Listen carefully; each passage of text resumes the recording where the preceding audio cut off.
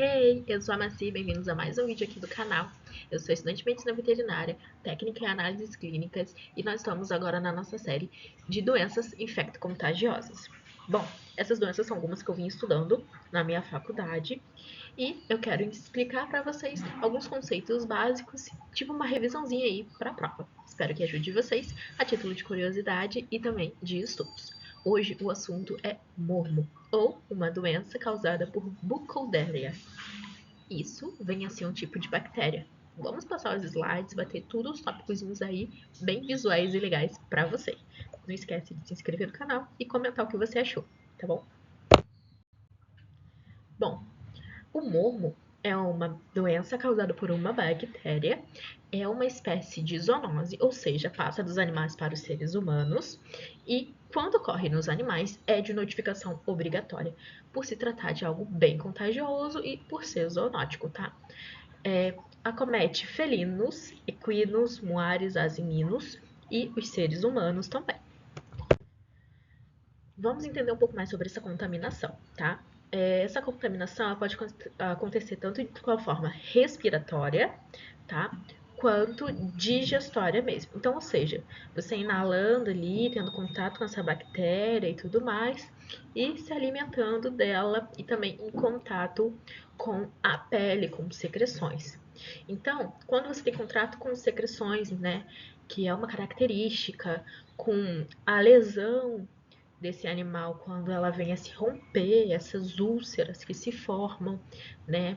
E até os fomites de contato ali de coxo, de água e de comida, devido a essa secreção, a essas pústulas, essas ulcerações que ocorrem, esse animal pode ele contaminar com essa bactéria que ele é ambiente e vir por contato a contaminar outros animais também e os seres humanos tratadores, médicos veterinários e tratadores, cuidadores, enfim. Então, ela é uma doença que para os animais, principalmente os equinos, né, é de alta mortalidade e baixo rendimento para o trabalho.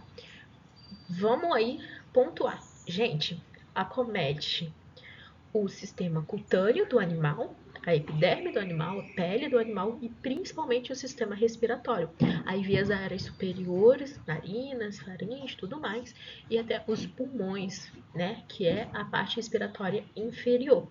Então vamos entender que tudo que você tem, com uma crise alérgica, tudo que você tem que atinge sua via aérea, ela vai te causar uma falta de ar, ela vai te causar aí um pouco de apatia, porque o ar é muito importante, então você vai se cansar mais rápido, né? O seu rendimento vai ser baixo, além de todo o estresse ali daquela secreção, aquela secreção nasal e tudo mais, tá? Então, por isso, baixa rendimento para o trabalho, porque como é que o animal vai se movimentar, trabalhar a favor, né? E tá ali com aquela secreção, com aquela falta de ar. Isso, só interligar um ponto ao outro que vocês vão ser batata, vão identificar qualquer coisa que falarem sobre. Então, vamos também entender os sinais clínicos, focado nisso, tá? Se a gente tem ali uma infecção, uma secreção, nosso organismo vai tentar nos proteger disso. Então, vai causar uma febre. Se a gente tem aí essa parte das vias aéreas baixas e superiores, a gente pode ter uma tosse, porque passa ali perto da faringe, da laringe, né? Essa secreção nasal, os nódulos, que por final podem se romper e tornar essas úlceras, podem ocorrer tanto no tecido, nos membros inferiores, como no pulmão, porque também é um tecido, é um tipo de epitélio, tá? Então, é essa característica, principalmente essa secreção nasal, que é muito visível, e esses nódulos, tá? Pelo corpo do animal, subcutaneamente, e também internamente pelo pulmão. Então, aqui, ó, a listagem dos sinais clínicos para você e as partes visíveis, tá? Esses nódulos, vou tentar mostrar aqui para vocês, ó. Aqui, eu não posso passar na região, tá? Do rosto do animal, nas partes inferiores aqui, ó, nas regiões dorsais, laterais, nódulos, que aí, quando se tornam alguns tipos de úlceras, né? Aqui, ó, no exame pós-mortem, no pulmão, encontrado esses nódulos também, tá? E aqui uma secreção purulenta já, né? Então, tudo isso aqui a gente consegue visualizar, tá? É bem característico.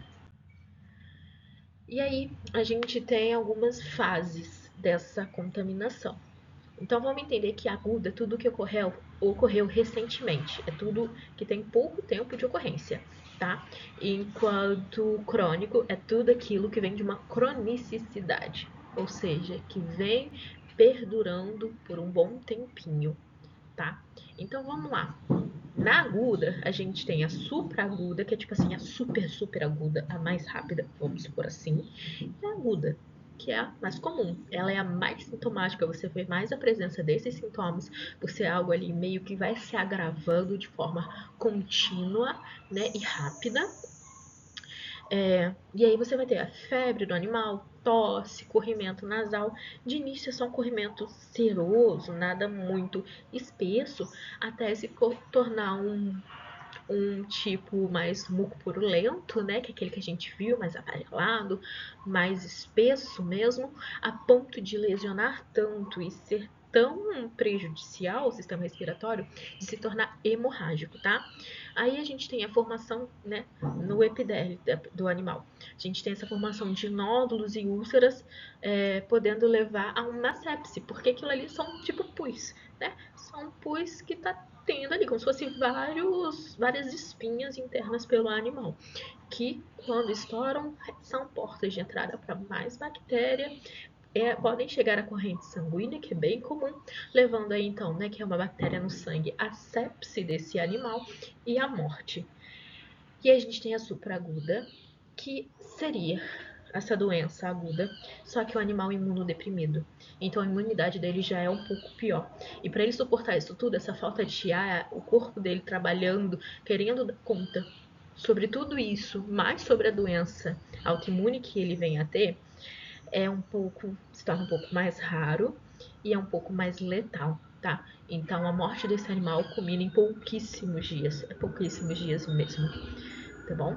E aquele animal que contém essa doença, que pegou essa bactéria, né, se contaminou, mas vai sendo tratada ali aos poucos, vai dando uma melhoradinha, e o tempo se passa mais do que 7, 15 dias, a gente diz que é uma doença crônica, tá? E aí a gente vê também essas características iguais, só vai perdurar os sintomas da fase aguda, né? Então é esse corrimento nasal, que geralmente não vai chegar tanto a hemorrágica, mas pode apresentar em alguns casos, os edemas pulmonares, os nódulos cutâneos, tá? Essas secreções e a dificuldade respiratória. Lembrando que a parte respiratória é muito acometida. E aí, a forma cutânea, porque tem animais que primeiro vão apresentar essa forma cutânea. E aí, essa apresentação cutânea são esses nódulos nas regiões internas. Geralmente, né, nas patas, nas partes internas. A gente viu ali nas imagens muito externo também. Ocorre as partes inferiores, né?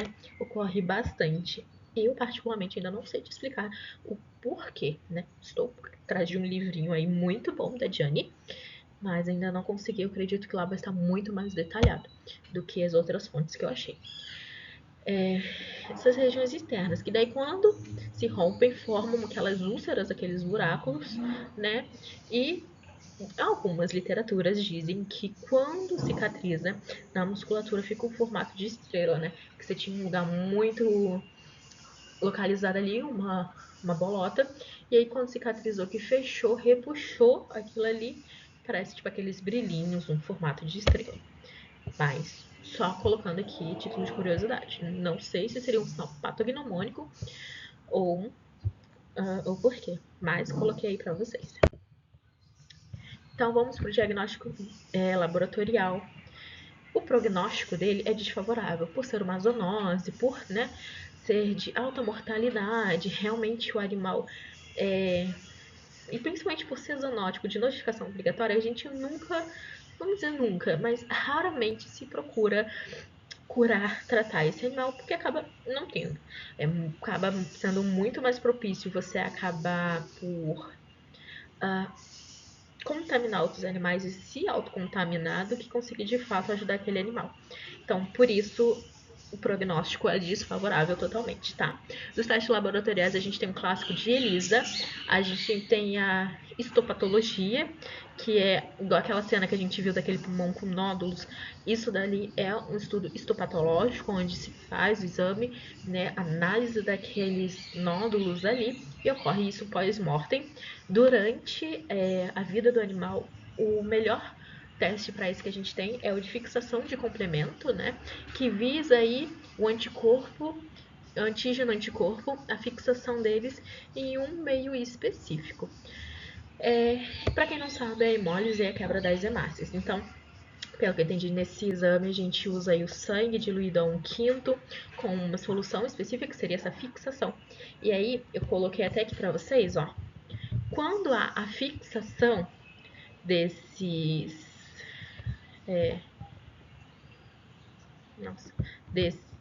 desses negócios, ele é positivo, tá?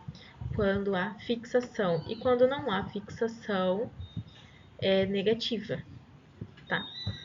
Então, é isso, ó.